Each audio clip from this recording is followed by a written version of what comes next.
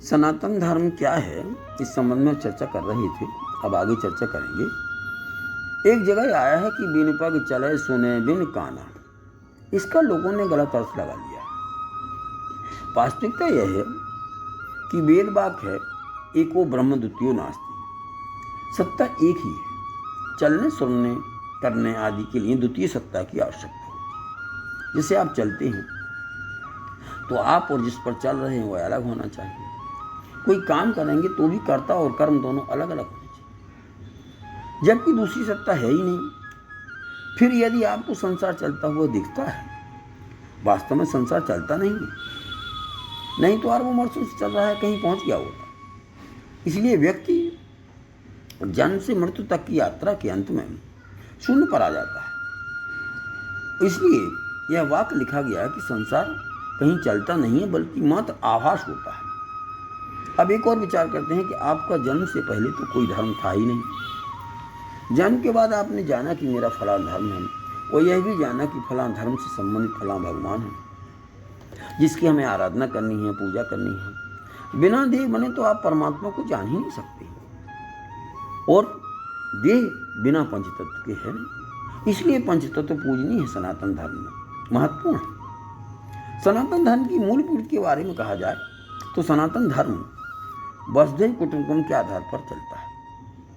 संपूर्ण भारत में असंख्य संस्थाएं सेवा कार्य कर रही हैं, इसलिए सनातन में सेवा का बड़ा महत्व है। सनातनी पशु पक्षियों, जानवरों, संसाधनों आदि की भी पूजा करता है। उनको भी वह सेवा के आधार पर महत्व देता है, और प्रकृति की भी पूजा करता है। पंचतत्वों के माध्यम से उनकी सेवा करता है, और पंचतत्व जो है जीवन, संसार, जलवायु, अग्नि आदि सब आपकी सेवा में तत्पर है।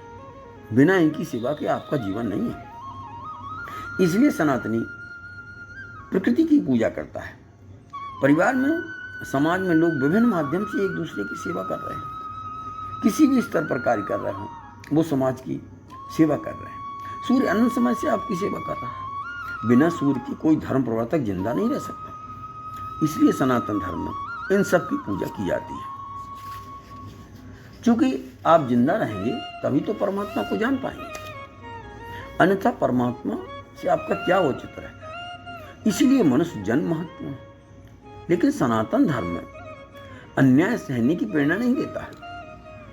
वसुधैव कुटुंबकम के आधार पर कार्य करने के बाद भी सनातन धर्म ये शिक्षा देता है कि यदि कोई अन्याय करता है तो वही मर्यादा पुरुषोत्तम राम, एक पक्षी जटायु का अंतिम संस्कार सम्मान के साथ करते हैं, और वही राम एक लंकाधिपति, इतनी उपलब्धि प्राप्त करने वाले व्यक्ति का वध करते हैं, और जितने भी उस अन्याय के समर्थक थे उन सब का वध कर देते हैं। अपराध तो सिर्फ रावण ने किया था, लेकिन उस अपराध का पोषण जिनने किया उन सबको मार डालते हैं। सनातन धर्म इसी बेस पर कार्य करता है। यह तो त्रेता युग की बात है। द्वापर युग में तो अर्जुन भगवान श्री कृष्ण से कहते हैं कि हे कृष्ण, यह तो हमारे चाचा, ताऊ, भाई, निकटतम संबंधी हैं, इनका वध कैसे किया जा सकता है। तब भगवान योगेश्वर कृष्ण कह रहे हैं कि कितना भी नजदीक हो, यदि वह अन्यायी है अथवा अन्याय का साथ दे रहा है तो वह वध करने योग्य है, चाहे कितना भी नजदीकी हो। इसलिए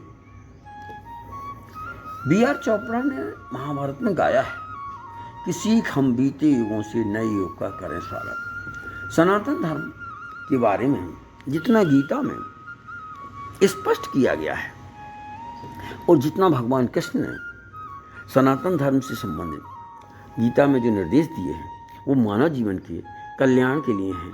और अगर व्यक्ति उन पर चलता है तो व्यक्ति अपने जीवन का मुख्य लक्ष्य को प्राप्त कर सकता है। इसी के साथ समाप्त।